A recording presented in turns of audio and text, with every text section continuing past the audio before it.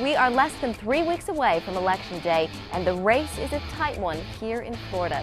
Hi everybody, I'm Jenna Browder in Tampa, the epicenter of the biggest, most important battleground state. The state has 29 electoral votes, and Trump must win this state to have any path to the White House.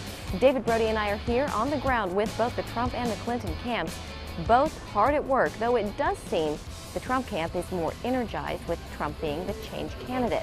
The Republican headquarters are buzzing, folks making phone calls, convincing people at home to vote red. We also went out with some Trump door knockers. These guys also making their case for Trump and the Republican ballot. A lot of these volunteers know Trump is slightly down in the polls here, but they tell us they still think he'll pull away with a win because they're finding a lot of those so-called closet supporters. My yard guy, he saw my Trump sign in the yard, and he's Afro-American, and I was honest when I said, "You're not mad at me, are you?" He said, "No." He says, "I'm for Trump." And he said, and my neighbors in my neighborhood are too. They're just being very low-key about it because they don't want to, get in trouble. And churches are also playing a big part in Trump's ground game. Pastors speaking to their flocks about voting for him, not for his character or morality, but because they think he is right on a lot of issues, like the Supreme Court. People are seeing through it. They understand that there's another agenda going on. And I think they might not come out publicly like I'm coming out. But when they go to vote, they're going to vote. And I think we're going to have a landslide come November 8th. A lot of evangelicals standing strong behind Trump. Meantime, Hillary Clinton drumming up her own support here in Florida. For that, we head on over to my colleague, David Brody. Well, Jenna, the Clinton campaign very busy here in Florida. They know if they win Florida, it's game, set, match. Donald Trump just can't get to 270. So indeed, what are they doing? They're being methodical about their preparation and their organization. We had a chance to visit Clinton campaign headquarters in Florida, actually in Tampa. Of course, as you mentioned, Tampa, a key epicenter as part of the big battleground here in Florida. And we talked to a volunteer who says not only steady as she goes, she's not worrying about WikiLeaks or any of that stuff. She's just burying her head and making sure the job gets done. She's the best candidate for me, and I think she's the best candidate for us all. I think she's the most qualified. I like her views, and I really want to get her message out. Have you seen this to be kind of a contest with Donald Trump on the other side as kind of a shake your head, kind of a no-brainer here, and you're wondering what people are thinking exactly on the other side? For me, I focus on Hillary and what she has to say and what I want her to do for the country, my family, my kids, and all of us. And that's what I try and focus on. If she does not win, what does that mean, do you believe, for the country? What kind of message might that be sending? I haven't even thought of that because she's going to win. No, she's going to win. Close your eyes. Don't even think of it. She's going to win.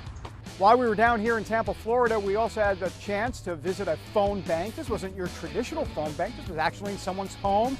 Few people showing up, and we had a chance to talk to the person who actually opened up their home for this phone bank. She's a woman. How fabulous is that?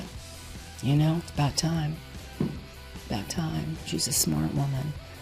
And I think she cares about all of us. Also making the rounds down here, we had a chance to stop by and talk to Adam Smith, top political editor at the Tampa Bay Times, and he had his take on what Clinton needs to do, and Trump as well, to win down here in Florida. When we watch these election returns come in on Tuesday, what do we need to look for here in Florida? Like, in other words, it'll be a good night for Trump if ... It'll be a good night for Hillary Clinton if ... If you start to see Tampa Bay, that's Hillsborough County, Pinellas County, Pasco County, look there. If Trump doesn't have a significant lead in Pasco County starting out, it's going to be a bad night.